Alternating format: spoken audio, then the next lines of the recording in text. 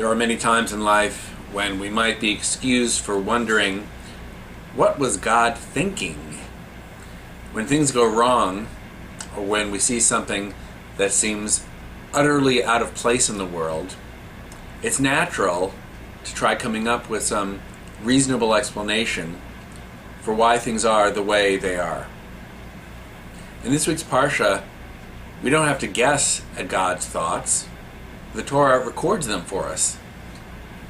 Speaking of Migdal Bavel, the Tower of Babel, it reports that, quote, "The Lord came down to look at the city and tower that man had built, and the Lord said, if as one people with one language for all, this is how they have begun to act, then nothing that they may propose to do will be out of their reach.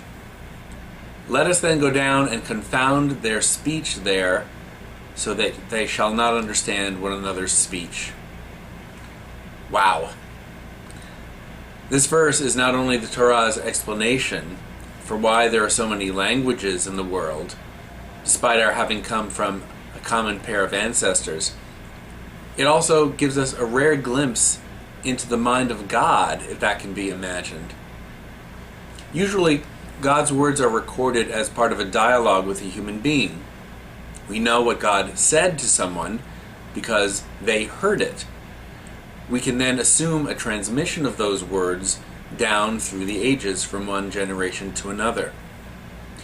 Here, though, we have a direct quotation of what God was thinking, and the content of that thought links it to another instance of God's interior thought earlier in the story of Noakh.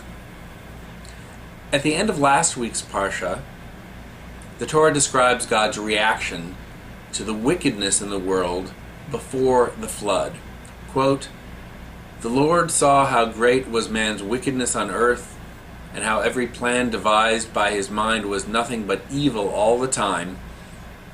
And the Lord regretted that he had made man on earth, and his heart was saddened. The Lord said, I will blot out from the earth the men whom I created, men together with beasts, creeping things, and birds of the sky, for I regret that I made them." Before the flood, God saw the evil in the world, regretted having set that evil in motion by creating mankind, and was saddened.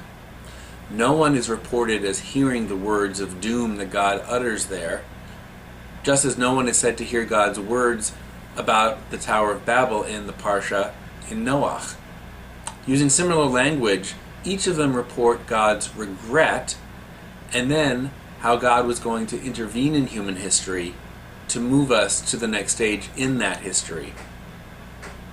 How is it that we know God's thoughts in these two places without the aid of a conversation with a human being? Well, a traditional answer would be that since Moses wrote down the words of the Torah, God must have later repeated the story of Noah to Moses, who then included it in the final text. A modern, non-traditional explanation would be that the Torah is written from the point of view of an unnamed narrator, one who is totally unconcerned with making a claim of Mosaic authorship. The Torah, in that view, is instead an anthology of Jewish history, a collection of the stories that make us who we are. Its importance resides not in the divinity of a text transmitted by Moses, but rather in the sanctity of a text kept alive by the Jewish people for thousands of years. We know what God thinks at the time of the flood and the time of the tower because of the stories that our tradition has given us. A traditional reader of the text might ask, why would I invest in authority in the Torah if it is not a tradition that goes back to Moses and ultimately to God? Why should an ancient collection of stories move me to be part of the Jewish people and to act in particular ways? Well, I would remind us all that we invest deep emotions into things that we feel are a part of us, regardless of their origins.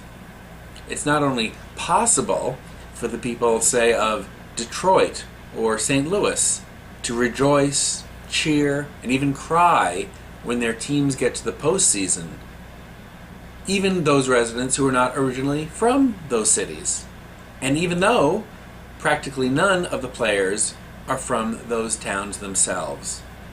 The feeling of ownership of championship teams is quite real to the people in that city. If an entire city and its suburbs can share a near religious connection to each other through sports, something that gives them pleasure in part because it doesn't really mean anything, then I think it's entirely plausible to give ourselves over to a tradition that reaches back thousands of years and which has provided answers to questions of ultimate significance ever since. It is not only possible for a modern person to feel deep religious attachment to an ancient text, it's a common reality in which we engage every day. So I don't get too hung up on the question of how we know what God was thinking in this week's Torah portion. I celebrate a tradition that has the chutzpah to even make such a claim. By providing us God's thoughts, the text of the Torah teaches us something about the value of humility, of not reaching beyond what is proper for human beings to do. The sin of Bavel, of the Tower of Babel, was not striving together for greatness. It was attempting to breach God's realm. More broadly, providing examples of God's thoughts about us shows that God is continually mindful of our behavior, which can help us to shape that behavior in positive ways. If that is the effect of these verses, I say we never cease to ask ourselves, what does God think about us? Shabbat Shalom.